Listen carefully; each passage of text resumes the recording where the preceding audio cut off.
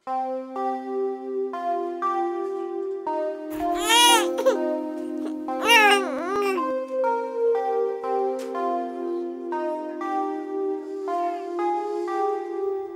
വേണ്ട, അണുബാധ ഏൽക്കുന്നൊന്നും കുഞ്ഞിന് കൊടുക്കരുത്.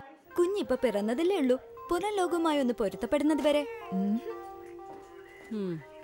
നോക്കൂ, എത്ര കാലമായി ഈ മോതിരം നമ്മുടെ ശരീരത്തിൽ കിടക്കുന്നു. എന്തെല്ലാം അണുക്കളാണ് ഇതിലുള്ളത്. പിന്നെ ഈ തേൻ, ശുചീകരിക്കാത്ത പാത്രം. കുഞ്ഞിനിപ്പൊ കൊടുക്കേണ്ടത് മുലപ്പാൽ മാത്രമാണ്. അപ്പൊ മുലപ്പാലും കൊടുത്തോ? ആ, കുഞ്ഞ് ജനിച്ചാൽ ഉടൻ മുലപ്പാല് കൊടുക്കും. അതെപ്പോഴേ കൊടുത്തു കഴിഞ്ഞു. അതെ, മഞ്ഞപ്പാല് പിഴിഞ്ഞു കളഞ്ഞിട്ടാണോ കൊടുത്തത്? ആദ്യം ചുരത്തുന്ന പാലാണത്. കൊളസ്ട്രം എന്ന് പറയും. എന്നുവെച്ചാ ആദ്യ പാലിന് കൊളസ്ട്രം എന്നാണ് പറയുന്നത്. ആയുസിന്റെ ഔഷധമാണത്. ആദ്യ പ്രതിരോധ കുത്തിവയ്പ് പോലെ. കുഞ്ഞിനെ കുളിപ്പിച്ചോ? കുഞ്ഞ് ജനിച്ചാലുടൻ കുളിപ്പിക്കാൻ പാടില്ല. പുറം ലോകവുമായി പൊരുത്തപ്പെടുന്നത് വരെ ശരീര ചൂട് നിലനിർത്തിയേ മതിയാകൂ.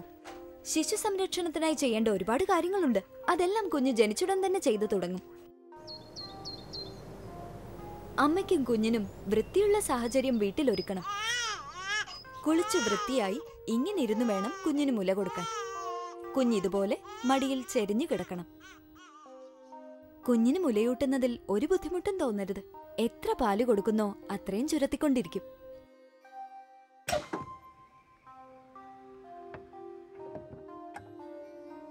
എന്തോ ഒളിപ്പിച്ചിട്ടുണ്ടല്ലോ. ഏയ്, ഒന്നുമില്ല. അതല്ല, എന്തോ ഉണ്ട്. ഒന്നുമില്ലെന്നേ. ഓ, കുഞ്ഞിന്റെ പൊക്കിളി തൊടാൻ കൊണ്ടുവന്നതായിരിക്കും അല്ലേ? പിന്നെ ഇതുവരെ പൊക്കിൾ കരിഞ്ഞുമില്ല, അടന്നുമില്ല. പൊക്കിൾ കൊടി താനേ കരിഞ്ഞു വീണോളും. അതിനി മറുമരുന്നൊന്നും വേണ്ട. അഥവാ പൊക്കിൾ കൊടി കരിയാൻ താമസിച്ചാലോ പഴുപ്പുണ്ടെങ്കിലോ അടുത്തുള്ള ഹോസ്പിറ്റലിൽ തന്നെ കൊണ്ടുപോകുന്നതാണ് നല്ലത്.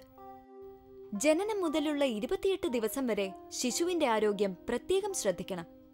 1 വയസ്സിനുള്ളിൽ മരണപ്പെടുന്ന ശിശുക്കളിൽ 10ൽ 5 പേരും ആദ്യ 28 ദിവസത്തിനുള്ളിലാണ് മരിക്കുന്നത്. അമ്മയുടെ ആരോഗ്യവും സന്തോഷവുമാണ് കുഞ്ഞിന്റെ ആയുസ്സും ആരോഗ്യവും ബലമാക്കുന്നത്.